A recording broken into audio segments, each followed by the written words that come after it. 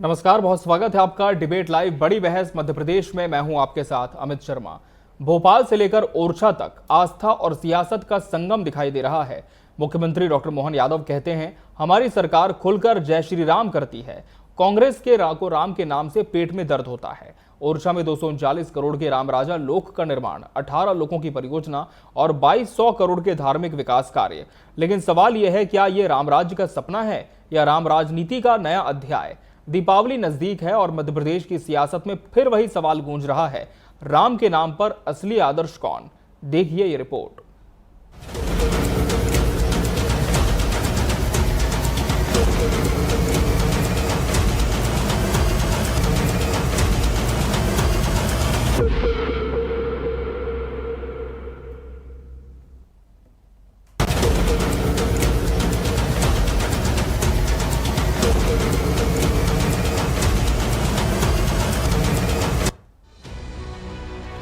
दीपावली आने को है, वो पर्व जब अयोध्या में दीप जले थे धर्म की विजय के प्रतीक बनकर। मगर इस बार रोशनी सिर्फ घरों में नहीं, सियासत में भी फैली है।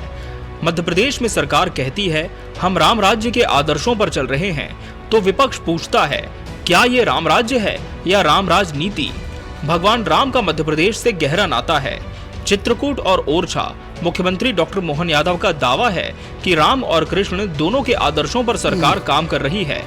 ओरछा और चित्रकूट में मिलाकर करीब 2500 करोड़ के धार्मिक और पर्यटन विकास कार्य चल रहे हैं। सरकार कहती है, ये सनातन संस्कृति, आस्था और रोजगार तीनों का संगम है। राम वन गमन पथ, श्री कृष्ण लीला क्षेत्र और तीर्थ विकास परियोजनाएं, इनसे मध्य प्रदेश न सिर्फ आस्था का बल्कि पर्यटन का केंद्र बन रहा है। ओरछा में राम राजा लोक का दूसरा चरण 125 करोड़ के निर्माण कार्यों के साथ शुरू हो चुका है। इस देवस्थान के आसपास के परिक्षेत्र में हमारी सरकार बनने के बाद एक एक करके हमने तय किया है, जहां जहां भगवान राम की लीलाएं हुई वो पूरा का पूरा स्थान राम वन गमन पथ के माध्यम से धूमधाम से आनंद में आएगा। और जब भगवान राम की जय जयकार हो रही है, उनका तो मंदिर भी बना है, तो गोपाल कृष्ण का पीछे रहने वाले हैं? कोई रहने वाले है क्या? बताओ, जमुना जी का कृष्ण कन्हैया, सबकी आंखों का तारा। मध्य प्रदेश सरकार जहां जहां भगवान कृष्ण के, भगवान राम के चरण पड़े, प्रत्येक स्थान को तीर्थ बनाएगी। तीर्थ ये हम सबका संकल्प है। मुख्यमंत्री डॉक्टर मोहन यादव ने कांग्रेस पर तीखा कटाक्ष करते हुए कहा कि जब हम जय श्री राम कहते हैं तो कांग्रेस के नेताओं के पेट में दर्द होने लगता है। उन्होंने कहा, जिनके लिए प्रभु श्री राम आस्था नहीं राजनीति है, वे कभी जनभावनाओं को समझ ही नहीं सकते। डॉक्टर यादव ने ओरछा में श्री राम राजा लोक के भूमि पूजन के अवसर पर कहा कि भाजपा की सरकार राम के आदर्शों, धर्म और न्याय लोक कल्याण पर चल रही है, जबकि कांग्रेस के लिए राम सिर्फ बहस का विषय है। जब हम जय जय श्री राम बोलते तो हमारे विरोधियों को पेट में दर्द होता है, उनको कष्ट होता है। वो कांग्रेसी किस मुंह से कहते थे कि कहां किन्ने देखा अयोध्या में भगवान राम का जन्म हुआ? वो प्रमाण मानते थे। भगवान राम और कृष्ण के देश के अंदर दुर्भाग्य के साथ कहना पड़ेगा, कांग्रेस के लोग कहते थे कहां के राम, किसने देखे, कैसे आए? ये सारे पाप उनके सिर पे है। लेकिन हमारे लिए सौभाग्य है, भगवान राम वहां भी मुस्कुरा रहे और यहां भी मुस्कुरा रहा है। ये आनंद का आज अपना अवसर है। लेकिन कांग्रेस का कहना है, राम के नाम पर बीजेपी सिर्फ वोट मांगती है। कांग्रेस के नेता कहते हैं, मुंह में राम बगल में छुरी। उनके अनुसार जनता परेशान है, किसान बेहाल हैं और लोगों के नाम पर केवल बयानबाजी। चुनावों से लेकर अब तक बीजेपी ने राम को सियासी प्रतीक बना दिया है, जबकि असली आदर्शों जैसे न्याय, भाईचारे और समानता पर अमल नहीं हुआ। ना तो कांग्रेस के पेट में राम के नाम से दर्द होता है, ना कांग्रेस इसको लेकर कोई जो है परेशान रहती है। ये जो नमस्ते ओरछा और ओरछा का सारा कार्यक्रम जो है, ये कमलनाथ जी ने शुरू किया है, तो उसमें ये गलतफहमी में नहीं रहे भारतीय जनता पार्टी।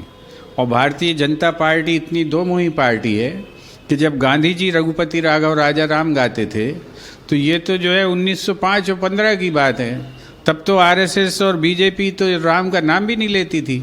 इनने तो 1980 से भगवान राम का नाम लेना चालू किया। हमारे राम जो है अदानी अंबानी के लिए काम नहीं करते, हमारे राम जो है गरीब के लिए काम करते हैं। हमारे राम जो है गरीब के लिए सजाते हैं, वो सबरी के लिए काम करते हैं, वो जो है चर अचर सबके लिए काम करते हैं।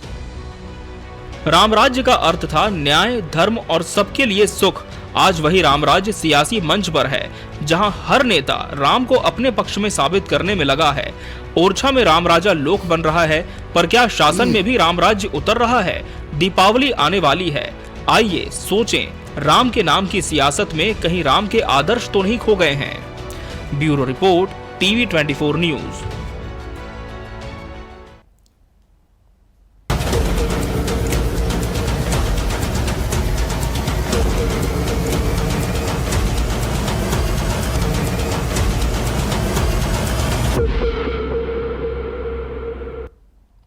राजनीति में राम नीति, आज इसी विषय पर हम चर्चा करेंगे और इसके लिए हमारे साथ खास मेहमानों का पैनल भी जुड़ चुका है। हमारे साथ भाजपा प्रवक्ता मिनल भार्गव जी जुड़े हैं। मिलन जी, बहुत स्वागत है आपका इस चर्चा में। कांग्रेस प्रवक्ता आनंद जैन केसरीवाल जी प्रतिपक्ष का पक्ष रखेंगे। आनंद जैन जी, आपका भी बहुत बहुत स्वागत है। और वरिष्ठ पत्रकार आरती शर्मा जी भी इस चर्चा का अहम हिस्सा है। मैम, आपका भी बहुत बहुत स्वागत है। मिलन भार्गव जी, कांग्रेस कह रही है कि आप भगवान राम के पद जहां पर पड़े वहां पर तीर्थ स्थान बनाए, इससे कांग्रेस को कोई आपत्ति नहीं, ना ही उसके पेट में दर्द है। लेकिन दूसरी तरफ कांग्रेस ने यह भी सवाल उठाया है कि आप बड़े बड़े आयोजन तो कर रहे हैं, लेकिन जो मूल सिद्धांत हैं, सामाजिक न्याय की बात करें, भाईचारा की बात करें, क्या मध्य प्रदेश में आज वो है या केवल आयोजनों में ही भगवान राम सीमित हैं? देखिए, जिस प्रकार से ये आयोजन हो रहे हैं, ये सांस्कृतिक रूप से पुनरुत्थान की तरफ हमारी दिशा में मध्य प्रदेश बढ़ता हुआ है। और लगातार हम हमारे जो तीर्थ स्थान हैं उनका लोक के माध्यम से जो निर्माण कार्य कराए हैं, उससे आने वाले समय में जहां धार्मिक रूप से लोगों को जो भक्त आते हैं उनको सहूलियत भी होगी और सांस्कृतिक रूप से परिचय होने की तरफ दिशा में आगे बढ़ेंगे। लेकिन देखिए, जिस प्रकार की राजनीति होती आई है, आज भूपेंद्र गुप्ता जी का आप वक्तव्य सुन रहे थे, वो कांग्रेस के वरिष्ठ प्रवक्ता हैं। मुझे आपत्ति नहीं है कि राम को वो स्वीकार कर लिए, अच्छी बात है, राम को स्वीकार करना चाहिए, राम सबके हैं, किसी एक के नहीं। लेकिन जब पुराने इतिहास की बात करते तो राम को काल्पनिक कहने वाले ये थे। राम मंदिर ना बन जाए, जहां राम भगवान का जन्म हुआ वहां मंदिर ना बन जाए, इसके लिए क्या कोशिश नहीं की कांग्रेस पार्टी ने। और कांग्रेस तो कहती जी मिलन जी, मिलन जी, माफ कीजिए, वो जिसने आक्रांता जिसने लाखों लोग जी बिना वजह लोगों की हत्या करता था, धर्मांतरण करता था, जो भारत का भी नहीं है, वो आक्रांता का ढांचा बनाने की तरफ ये लोग बात करते हैं। लेकिन राम और इस भारत का जो एक जुड़ाव है, क्योंकि भारत की यदि आत्मा है तो राम है। और प्रभु राम ने कोई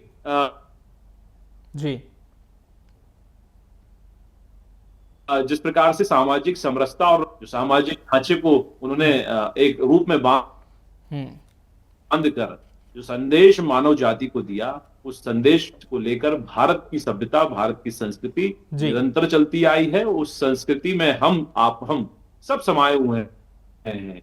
लेकिन चाहे वो 800 साल मुगलों का शासन हो या ये दशकों तक कांग्रेस का शासन हो, इन्होंने पूरी कोशिश की हिंदू संस्कृति को मिटा दिया जाए और सिर्फ विदेशी मानसिकता को यहां पनपने दिया जाए।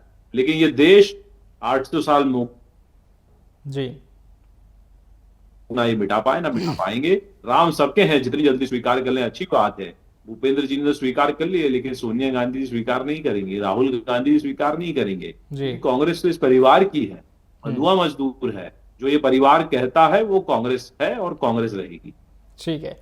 आनंद जैन केसरीवाल जी, बीजेपी कह रही है कि कांग्रेस तो वो है जो कभी भगवान श्री राम की प्रामाणिकता पर सवाल उठाती थी, तो अब जब इस तरह के आयोजन हो रहे हैं, भगवान श्री राम के नाम पर इस तरह के बड़े आयोजन हो रहे हैं और इसके साथ ही ये भी कहा जा रहा है कि भगवान श्री राम के चरण जहां पर पड़े वहां सरकार तीर्थ बनाएगी, तो क्या कांग्रेस इस पर भी सवाल उठा रही है? क्या कोई आपत्ति है या फिर पूरी तरह से राम को स्वीकार कर चुकी है कांग्रेस? बीजेपी पूछ रही है।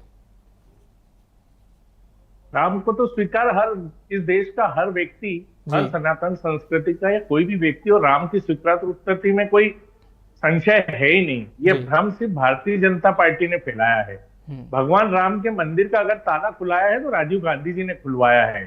उस मंदिर का शिलान्यास अगर कराया तो कांग्रेस पार्टी ने कराया है। ये तो सिर्फ राम को राजनीतिक रूप में, जब इनको लगा कि इसका बाबरी मस्जिद गिरा के हम हिंदू मुसलमान करके उसका फायदा ले सकते हैं। आज राम मंदिर के नाम पे करोड़ों अरबों रुपए का चंदा आया, इतने संगठनों ने पैसा इकट्ठा किया, कहां गया वो पैसा? और कांग्रेस की बात करें तो महाकाल लोक का जो विचार है वो कमलनाथ जी सरकार ने किया। भोपाल ओरछा रोड का जो प्लानिंग था वो कमलनाथ सरकार ने किया। और मैं इनसे पूछना चाहता हूं कि 20 साल से इनकी सरकार है, आज ही इनको धर्म और संस्कृति क्यों याद आई? शिवराज जी को क्यों नहीं याद आई? भारतीय जनता पार्टी को क्यों याद नहीं? आज ही पिछले 1 साल में ही सारी धर्म, संस्कृति, हिंदुत्व सब चीजें इनको याद आ रही है। तो 20 साल से ये लोग क्या कर रहे थे? और अगर ये राम नीति की बात करते हैं तो राम नीति में गरीब वर्ग और जो प्रजा है वो खुश होना चाहिए, प्रजा भूखी नहीं सोना चाहिए। इन्होंने तो पूरी प्रजा को कर्जदार बना दिया। देश पे आज कितना करोड़ों अरबों का कर्जा है। तो आप जिस राम नीति की बात करते हैं, भगवान राम का नाम का दुरुपयोग करते हैं, उसकी जो प्रजा है वो दुखी है। आप पूरे देश में 80 करोड़ लोगों का अनाज बांट रहे हैं, वो जो आप पे डिपेंडेंट है। इसका मतलब आपकी राम नीति कहाँ काम कर रही है? महिलाओं पर अत्याचार हो रहा है, ये राम नीति कहाँ कर जाती है? इतने ड्रग माफिया, भू माफिया सब है, तो ये राम नीति के तहत आता है क्या? ये सिर्फ राम नीति की बात करते हैं बीजेपी के लोग, भगवान के नाम का दुरुपयोग करते हैं।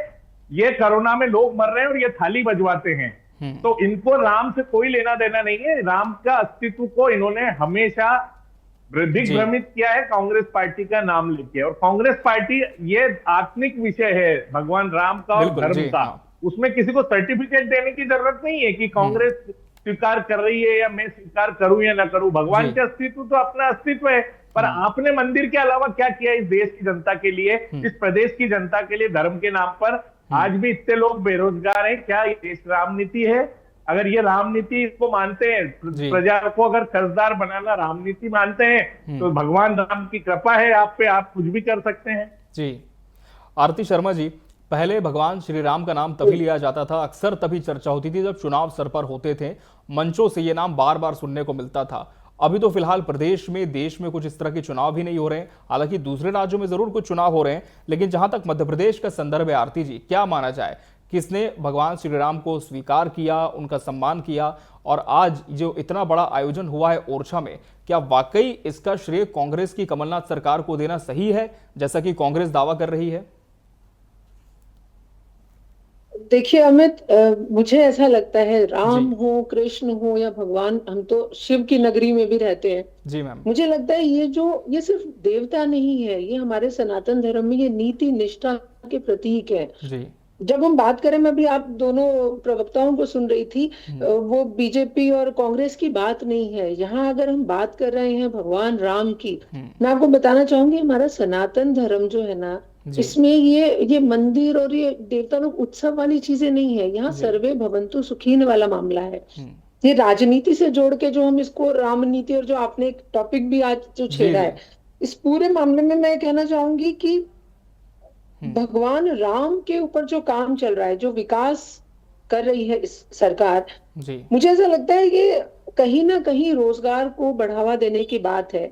दूसरा इसमें क्या है कि जब हम बात करते हैं कि नहीं हम इसमें जो है सरकार, अच्छा मैं अभी पूरी बातचीत सुन रही थी, राम को लेकर जितना बहस हो रही है, मैं हमें बताना चाहूंगी, मैं बेसिकली दिल्ली से हूँ। मेरे एरिया के आसपास जो है आज भी ना सुबह लोग सुबह का जो अभिवादन होता है वो नमस्ते नहीं होता है, गुड मॉर्निंग नहीं होता, राम राम कह के बोला जाता है। और वो सदियों से परंपरा चल रही है ना। तब कमलनाथ की सरकार थी ना यहाँ बीजेपी वाली बात थी। ये राम तो जो है वो हमारे धर्म में, हमारी रूटीन की उसमें शामिल है। तो अगर हम भगवान राम पर बात ना कर हम बात करें उनके उस मॉडल की, जिस पर एक्चुअली आज भी वो प्रासंगिक है, जहाँ सामाजिक न्याय है, जहाँ परस्पर सम्मान है, जहाँ पर शोषण नहीं, अन्याय नहीं। और जो धर्म है ना, ये राजनीति से बड़ा धर्म इसलिए होता है कि धर्म आपको व्यवस्था देता है और राजनीति आप उसको दिशा के तौर पे इस्तेमाल करती है। तो मुझे नहीं लगता कि ये राम और जो कृष्ण और जो इस तरीके से अभी बीजेपी और कांग्रेस के प्रवक्ता जो हमारे बोल रहे हैं, इस पर बहस होनी चाहिए। ये सनातन का बहुत पुराना मामला है, इस पे नहीं बात होनी चाहिए इस तरीके से। जी बिल्कुल। मिलन भार्गव जी, कांग्रेस तो निश्चित तौर पर ये कह रही है कि ये आस्था का विषय वो स्वीकार भी है कि सबकी अपनी आस्था है, लेकिन दूसरी तरफ कांग्रेस ने जो ये भी कहा मिलन भार्गव जी कि आप भगवान श्री राम का नाम प्रदेश में लेते हैं, लेकिन राम राज्य कहाँ है? क्योंकि अभी जिस तरह की हाल फिलहाल की घटनाएं आई हैं, काफी सारी असामाजिक गतिविधियां हैं जिन पर लगाम भी लगनी है, तो क्या सरकार इस दिशा में भी प्रयासरत है? कोई कदम उठाए जाएंगे कि राम राज्य की असली स्थापना मध्य प्रदेश में भी हो सके आयोजनों से इतर? आयोजन एक प्रयोजन की तरफ नहीं देखा जाए, आयोजन कहीं ना कहीं एक रूपता की तरफ देखनी चाहिए। देखिए, कभी अच्छे काम की शुरुआत होती है, हमारी सनातन संस्कृति की परंपरा है अमित भाई, कि उसमें सबको जोड़कर, सबको साथ लेकर उत्साह पूर्वक चीजों को बनाया जाता है। क्योंकि हमारा उत्सव वाला देश है, उसमें हर चीज को उत्सव के रूप में स्वीकार करते हुए हमारे जनमानस में ये स्वीकार्यता होती है। देखिए, जब लोक की बात होती है कि भगवान राम चूंकि ओरछा में विराजते हैं, प्रभु श्री राम का वनवास का अधिकतम काल जो है वो चित्रकूट में बीता, और चित्रकूट मध्य प्रदेश में आधा आता है और आधा उत्तर प्रदेश में आता है। तो ये सौभाग्य का विषय है, जहाँ श्री कृष्ण की लीलाओं, श्री कृष्ण ने अपनी अध्ययन काल मध्य प्रदेश के उज्जैन में ग्रहण किया। तो ये हमारे लिए सौभाग्य का विषय कि मध्य प्रदेश में ऐसे तीर्थ स्थान हैं जिनके माध्यम से हम भविष्य की पीढ़ी और वर्तमान के जनमानस को जो उनके दिए उपदेश हैं, जो उनकी की हुई लीलाएं हैं, उनके माध्यम से सैद्धांतिक और नैतिकता और धार्मिकता का पाठ पढ़ाया जाए। क्योंकि व्यक्ति का निर्माण शिक्षा के साथ साथ जो उसके घर से मिले संस्कार होते हैं, जो समाज से मिले संस्कार होते हैं, उससे होता है। यदि हम इन संस्कारों को ग्रहण नहीं करेंगे तो हम गलत रास्ते पे चले जाएंगे, हम अत्याचार के रास्ते पे चले जाएंगे, हम अधर्मी हो जाएंगे। जब धर्म को जानेंगे तो धर्म और कोई राष्ट्रनीति अलग अलग नहीं हो सकती। जहां धर्म है वही राष्ट्रनीति हो सकती है। और धर्म को कोई छोटा शब्द समझकर उसके विराट व्यक्तित्व को यदि नकारने की कोशिश कर रहा है तो उसके व्यवहार को नहीं समझना चाह रहा। देखिए, धर्म ही हमको जीना सिखाता है, धर्म ही हमें एक दूसरे से प्रेम करना सिखाता है। और हिंदू धर्म तो बहुत सहिष्णु है, जिसमें वसुदेव कुटुंबकम का भाव है, जहां सबको लेकर कैसे हम इस संसार में रहकर अपने जीवन को आगे ले जा सके, और भगवान रूपी जो हमको कर्तव्य दिए हैं, जो कर्म दिए हैं, उसको कैसे कर सके। अब रही बात है कि राजनीतिक टीका टिप्पणी की, देखिए कौन किसको मानते हैं ये सर्वविदित है, इसकी बहस करने की आवश्यकता नहीं। लेकिन हमारी सरकार ने प्रयास किया है सांस्कृतिक रूप से क्या उद्धार किया जाए। देखिए, अब ओरछा में जहां ओरछा लोक बनकर वो निर्माण चल रहा है, सांदीपनी विद्यालय बनता है 32 करोड़ का, जो हमारी भविष्य की पीढ़ी को करेगा। वहीं 300 से ऊपर करोड़ का स्टील प्लांट लगता है, जिसके माध्यम से वहां रोजगार मिले, वहां की आर्थिक प्रगति हो। तो इस दिशा में भी सरकार चारों तरफ से लगी हुई है, चाहे वो भौतिक विकास हो, चाहे आध्यात्मिक विकास हो। समाज चूंकि कई चीजों से मिलकर बनता है, अच्छा समाज हो। और जिस प्रकार से राम राज्य की कल्पना गांधी जी ने की थी, उसको साकार करने का प्रधानमंत्री नरेंद्र मोदी जी के नेतृत्व में माननीय डॉक्टर मोहन यादव जी जिस प्रकार से दिन रात परिश्रम करके मध्य प्रदेश को गढ़ने का काम कर रहे हैं, आने वाले समय में जो विकसित राष्ट्र की संकल्पना हम देख रहे हैं, उसमें मध्य प्रदेश की बहुत महती भूमिका तय होने वाली है। आनंद जैन जी, जवाब दीजिए। इतना बेहतरीन आयोजन हो रहा है, जैसे कि सरकार भी कह रही है, और ये भी कहा जा रहा है कि इसे धर्म से जोड़कर तो देखा जाना ही चाहिए, लेकिन कहीं ना कहीं अब मध्य प्रदेश की पहचान भी हो रही है कि भगवान श्री राम के नाम को लेकर कितने वृहद स्तर पर चीजें यहाँ पर चल रही हैं। ये जरूर बताएं आनंद जैन जी कि क्या सरकार की जो पहले हैं उसे कांग्रेस सराहती है? क्या बड़ी उपलब्धियां मानती है कि वाकई भगवान राम के नाम को आदर्श के तौर पर और स्थापित करने के लिए हम ये कर रहे हैं? जी, बड़ी हास्यास्पद बात है कि तीर्थों को भारतीय जनता पार्टी पहचान कराएगी, या भगवान राम के अस्तित्व को भारतीय जनता पार्टी पहचान कराएगी, संस्कारों को भारतीय जनता पार्टी पहचान कराएगी। ये कैसी हास्यास्पद बातें करते हैं इस हिंदुस्तान के देश में। अरे, हर आदमी अपने संस्कार लेके पैदा होता है, अपने परिवार से संस्कार लेके आता है, भगवान की आस्था, श्रद्धा, उसमें सब में विश्वास होता है। ये क्या नौटंकी कर रहे हैं? अगर 20-22 साल से इनकी सरकार है तो 22 साल से इन्होंने किस तीर्थ के लिए क्या किया? मध्य प्रदेश में इतने तीर्थ हैं, देश में इतने तीर्थ हैं, 11 साल से इनकी सेंट्रल में सरकार है, तो इन्होंने, आप बहुत अच्छी बात है, आप तीर्थों का विकास करें, पर मेरा ये प्रश्न है कि 20-22 साल से आप कहाँ थे इस धर्म के नाम पर, इस भगवान के नाम पर कहाँ थे? और आप इवेंट कर रहे हैं जी बड़े बड़े आयोजन करके, इवेंट करके अपनी पब्लिसिटी, और आप त्योहार के समय ये कर बताना चाहते हैं कि हमसे बड़ा हिंदू कोई नहीं है। आज अगर ये हम गायों की बात करें तो पिछले 5 सालों में 45 लाख गायें इस प्रदेश से गायब हो गई हैं, उसका आंकड़ा सरकार के पास नहीं है। ये गो भक्ति की बात करते हैं, धर्म की बात करते हैं, आश्रमों की बात करते हैं, जितने तीर्थ है, आज इंदौर से ओमकारेश्वर जाइए, उस रोड की क्या हालत है आप देखिए ना। ये सिर्फ हमारा ये कहना है कि आप धर्म के नाम पर राजनीति मत करो, आपका काम है, आपकी ड्यूटी है, आपको करना ही है। अगर आप कर रहे हैं तो कोई बड़ी बात नहीं कर रहे हैं, पर आप उसमें इवेंट बना के लोगों के दिमाग में ये बताना चाहते हैं कि भारतीय जनता पार्टी है जो हिंदू संस्कृति को, सनातन संस्कृति को जिंदा रखे में, बाकी कोई दल नहीं है या कोई लोग नहीं है। जबकि इसमें कुछ % लोग ही हैं दोनों पार्टियों में, बाकी तो सब लोग धर्म से जुड़े ही हैं पूरे प्रदेश के और हिंदुस्तान के। क्या इनके कहने से, इनके प्रचार करने से ठीक है, जवाब ले लेते हैं, फिर आरती शर्मा जी करो करेंगे। मिलन भार्गव जी जवाब दीजिए, क्या सिर्फ श्रेय लेने के लिए ये सब हो रहा है? देखिए अमित जी, ये फिर मैं कह रहा हूँ, किसी से भी जानेंगे वो अपनी खूबी गिनाएगा और दूसरे की कमी, क्योंकि जब तक हम कमी नहीं गिनाएंगे तो खूबी की पहचान नहीं होगी। लेकिन जिस प्रकार से आनंद जी अभी कह रहे थे कि भैया धर्म से परिचय, देखिए धर्म से कोई परिचय नहीं। आनंद जी, 100 वर्ष पहले आपका परिवार किस तरह के घर में रहता होगा? क्या आप वर्ष 2 वर्ष में अपने घर की रंगाई पुताई नहीं कराते, या आपने नया भवन नहीं बनाया, या आने वाली आपकी पीढ़ी नया भवन नहीं बनाया? देखिए उसी प्रकार समय के साथ आवश्यकता अनुसार विकास कार्य किए जाते हैं। कैसे पुनरुत्थान किया जाए? 800 वर्ष हमारे मुगलों ने जिस प्रकार से इस देश और देश के मंदिरों को नुकसान पहुंचाया, हिंदू संस्कृति के तीर्थ स्थानों को नुकसान पहुंचाया, क्या कारण है कांग्रेस पार्टी ने? दिल्ली में अकबर रोड रख देते हैं, औरंगजेब मार्ग रख देते हैं। जिन आक्रांताओं ने हिंदू संस्कृति को चोट पहुंचाई, लाखों लोगों को बेघर किया, कत्लेआम मचाया, बलात्कार किया, उसका महिमा मंडन आपके नेताओं ने किया, आपके पूर्वजों ने। क्यों आपको तकलीफ हो रही है? आप बता दीजिए, स्वामी विवेकानंद मान का आपने दिल्ली में कोई रखा हो? आपने महर्षि अरविंद के नाम कोई रखा हो? ठीक है, कार्यक्रम के अंतिम चरण में पहुंच चुके हैं। आरती शर्मा जी का रुख कर लेते हैं। आरती शर्मा जी, जिस तरह से अब लगातार हम देख रहे हैं वृहद स्तर पर चीजें हो रही हैं और सरकार तो पूरी तरह से दावा कर रही है कि भाई हम ये नहीं कहते कि भगवान श्री राम सिर्फ हमारे हैं, लेकिन जो कार्य मध्य प्रदेश में हो रहे हैं सरकार कह रही है कि वो हमारे ही आने के बाद ज्यादा गति पकड़ते हुए दिख रहे हैं। लेकिन इस बात को कितने सच्चे तौर पर देखा जाए, क्या वाकई मध्य प्रदेश में ऐसा हुआ है? इतने सालों तक कुछ नहीं हुआ, अभी अभी इन चीजों पर हमारा ध्यान गया है?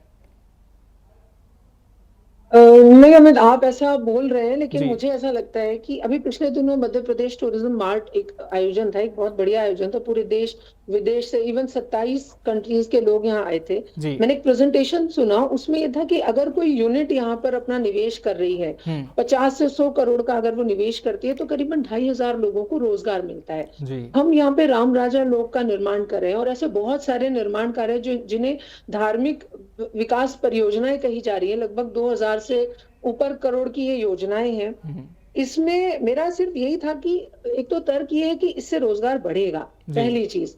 दूसरी चीज इसमें ये है कि कांग्रेस राम नाम को लेकर ना, मुझे ऐसा लग रहा है कि वो खुद भी बहुत जो है नकार भी नहीं रही है और वो विकास की तरफ जा रही है। तो विकास तो हो रहा है, कहीं ना कहीं वो भी इस बात को मानते हैं कि विकास हो रहा है। तो अगर ये सब चीजें हैं, और जहां तक हम धर्म की बात कर रहे हैं, देखिए पूरी दुनिया में पता है एक 2-3 वर्ड्स होते हैं। सस्टेनेबिलिटी एक वर्ड है, एक हार्मनी है, एक हम बात करते हैं क्लाइमेट जस्टिस की।